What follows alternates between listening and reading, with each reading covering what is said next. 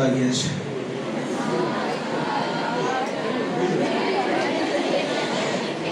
અને આપણને સૌને 12 વાગે બહાર જવામાં રસ છે.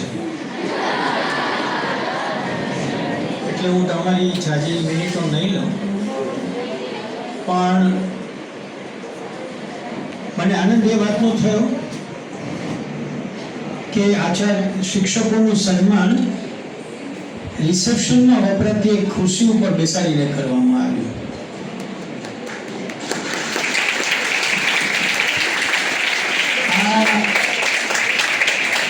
આ 11માંથી કેટલા જણા રિસેપ્શનમાં આવી રીતે બેઠા છે તે મને ખબર નથી, પણ ન બેઠાનો લાવો આજે પૂરો થયો.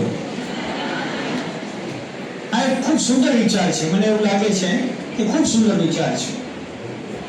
મને એ જોઈને પણ આનંદ થયો કે સમિતિની શાળાનો શિક્ષક ખુરશી ઉપર બેઠો હતો અને સમિતિનો ચેરપર્સન ઊભો હતો એની બાજુમાં.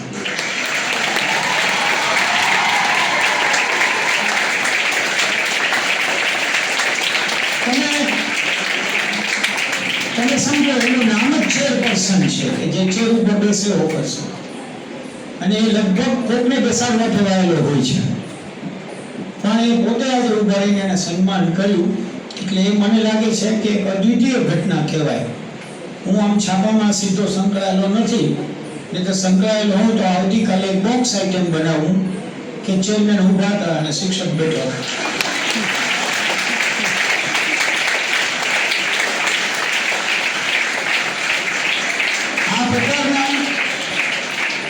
આ પ્રકારના કાર્યક્રમો કરવામાં જેની અદ્દર માસ્ટરી છે એવા શ્રી અનુપમભાઈ ખરેખર અનુપમ છે.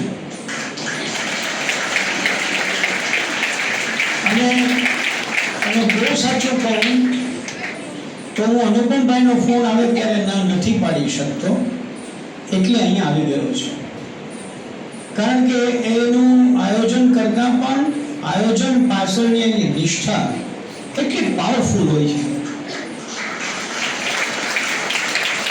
તમે સામાન્ય રીતે એવું જોયું હોય કે સન્માન થતું હોય એના વિશેની વાત બધા સંચાલકો વાંચીને કરતા હોય, પણ અનુપમભાઈ પાસે કે કાગળ નહોતો અને એને 11 જણાનો પરિચય આપ્યો.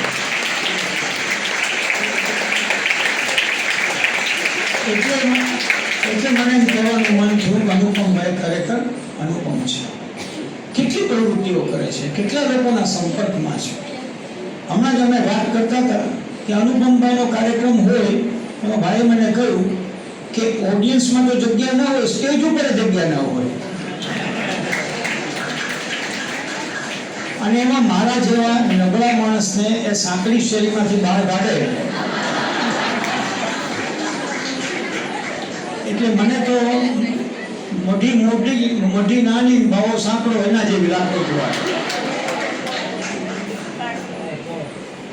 હું ખાસ 11 શિક્ષકોને કહેવા માંગુ કે આ સન્માન થયું એવું હવે રાષ્ટ્રપતિ કરશે પણ તો પણ સન્માન એવું થશે નહીં.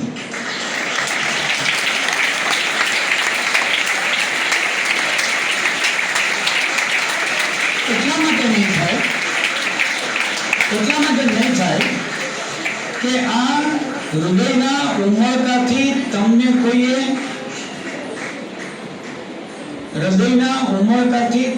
કોઈએ સામેથી બોલાવીને કરાવેલું સન્માન છે.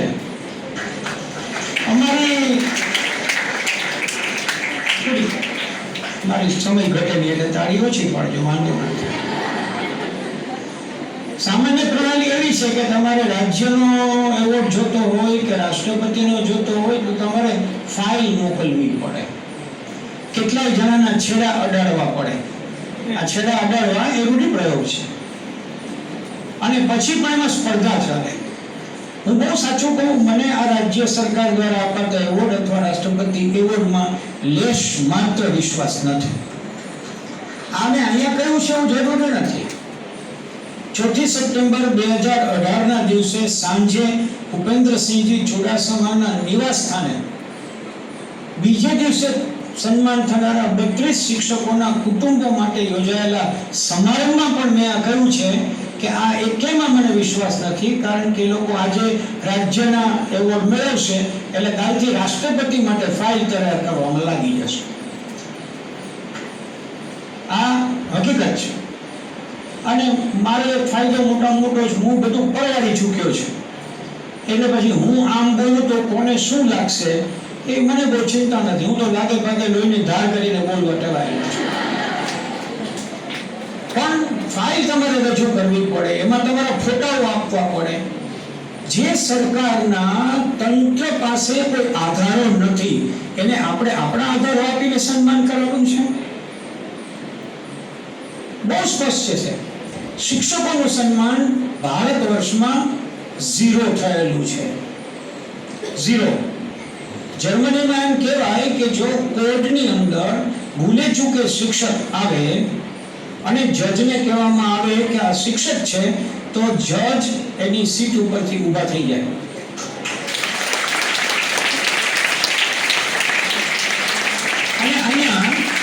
અને અહીંયા શિક્ષકે પોતાની નોકરી માટે, પોતાના ટકવા માટે, પોતાના પગારો માટે આંદોલનો કરવા પડે અને એની સરકાર રસ્તા ઉપર ઢસડીને એ શિક્ષકોને બેહાલ કરે.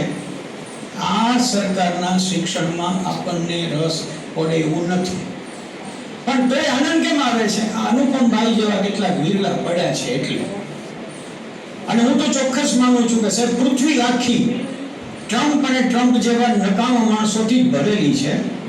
પણ આવી કેટલીક સંસ્થાઓ, આવા કેટલાક લોકો, તમારા જેવા શિક્ષકો જે અડધી રાત્રે પણ સ્કૂલમાં હોય છે, એ જે નિષ્ઠાથી કામ કરો છો ને, એ પેલી પૃથ્વીને સીધી રાખવાની ધરી છે, ધરી. એટલા માટે હું ધરીને સન્માન કરવા માટે આજે અહીંયા ઉપસ્થિત રહ્યો છું. આ માલાબેન કુંડલિયાનું તમે સન્માન કર્યું, 28 વર્ષથી અહીંયા છે. 28 વર્ષથી મારો નામનો બહુ જૂનો પરિચય છે. પણ તમે કલ્પના કરો સાહેબ, બદલાતા પ્રવાહમાં 28 વર્ષ પહેલાની શિક્ષણની હાલત જોઈ છે અને આજની એ જોવે છે.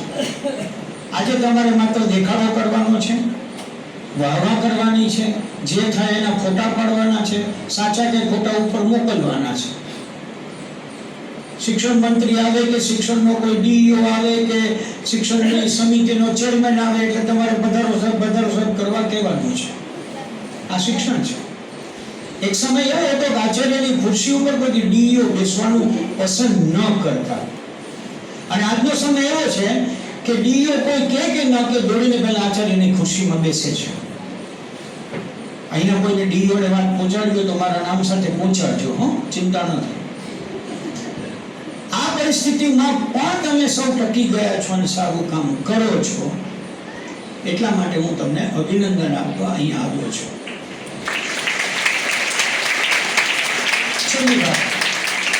છેલ્લી વાત મારું એવું માનવું છે કે આટલી બધી ખરાબ પરિસ્થિતિ હોવા છતાં પણ જેમ ભગવદ્ ગીતાનો શરૂઆત વિષાદ યોગથી થાય છે, પણ એની અંદર પણ પછી પૂર્ણ યોગ આવે છે, એવો આપણે પૂર્ણ યોગ હાંસલ કરવાનો છે. શિક્ષક છે એ હકીકતની અંદર એકમાત્ર જગ્યાએ બિરાજે છે ને એ વિદ્યાર્થીઓના હૃદયની અંદર બિરાજે છે. આપણે સરકાર કે સરકારનો મંત્રી કે કોઈ નવો બહુ માણસ આપણી નોંધ ન લે કે એની ચિંતા બહુ ન કરવી છે. હું એવું માનું છું કે તમારી શાળામાં જ્યારે અધિકારી આવે ત્યારે અધિકારીના પદને માન આપવું, વ્યક્તિને નહીં. યુનિવર્સિટીમાં કુલપતિના પદને માન આપવું, એના ઉપર બેઠેલી વ્યક્તિને નહીં. કેમ? વ્યક્તિઓ તો એવી બેસે છે કે આપણને એમ થાય કે આ ક્યાંથી અહીંયા બેઠો. માટે આપણા માટેનું એક જ સ્થાન વિદ્યાર્થીઓ છે. હું તો ક્યારનો જોઉં છું, 1.5 કલાકથી આ સામે બેઠા એને કાંઈ ખબર નથી કે આ બધા કોણ છે. અનુપમભાઈ એની રીતે બોલે છે, સન્માન એની રીતે થાય છે, પણ આ લોકો અખંડ તાલી પાડ્યા કરે છે.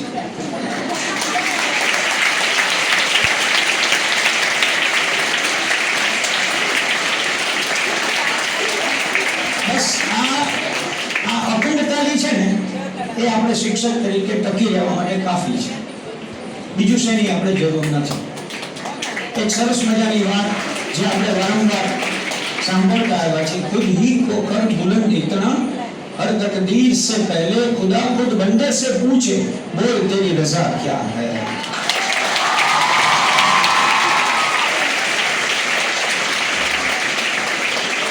હું એવું માનું છું સર, હું એવું માનું છું કે શિક્ષક તરીકે રોજ સવારે શાળા માટે નીકળીએ ઘરેથી ત્યારે આપણા હૃદયની અંદર એક વિદ્યાર્થી હોવો જોઈએ અને પાછા ફરીએ ત્યારે વિદ્યાર્થીનો ઉમળકો આપણી ભેગો હોવો જોઈએ। પરિપત્ર તો ચિંતા જ ન કરવી, કારણ કે સવારે 9 વાગે જે પરિપત્ર આવશે બપોરે 2 વાગે બદલાઈ જશે, રદ થશે। આ એક સરસ પરંપરા અત્યારે ચાલુ થઈ છે। પરિપત્ર ઉપર કામ કરવાનું શરૂ કરે એટલે આવી જાય કે આપણે પરિપત્ર રદ ગણવું। એ લોકો 2 માણસો રાખ્યા છે, એક પરિપત્ર કરનારો અને બીજો એને રદ કરનારો। આ બંને બરાબર અનુભવ છે। કડવીભાઈ વિદ્યાલય જેવી ઐતિહાસિક સંસ્થાને તેઓ વહીવટ કરે છે અને હું વીણાબેનથી નાનો છું, પણ વીણાબેનના વખતમાં કે મારા વખતમાં આવું નહોતું। અમારા વખતમાં શાંતિભાઈ ધોબી નામના એક ડીઈઓ હતા અને એ મારે ત્યાં ઇન્સ્પેક્શનમાં આવ્યા ક્લાસમાં, ત્યારે મેં ક્લાસમાં પ્રશ્ન પૂછ્યો ત્યારે મેં કીધું સાહેબ હું ઓફિસમાં આવીને આપને જવાબ આપી શકીશ, અત્યારે વર્ગમાં હું છું માટે બીજા કોઈથી બોલાશે નહીં। આવું કેમ કહી શકાણું? કારણ કે મને કોઈના એવોર્ડની અપેક્ષા જ નહોતી। મને તો અપેક્ષા એ છે કે આજે હું 70 વર્ષે પહોંચ્યો ત્યારે પણ દુબઈની બજારમાં જાઉં અને સોનાની એક દુકાનમાં દાખલ થાઉં તો એક છોકરો ઊભો થાય મોટો અને મારી સામે જોઈને આવીને કે સર ભૂલતો ન હોઉં તો તમે ગધરાયું સર છો ને, આ મારો એવોર્ડ છે।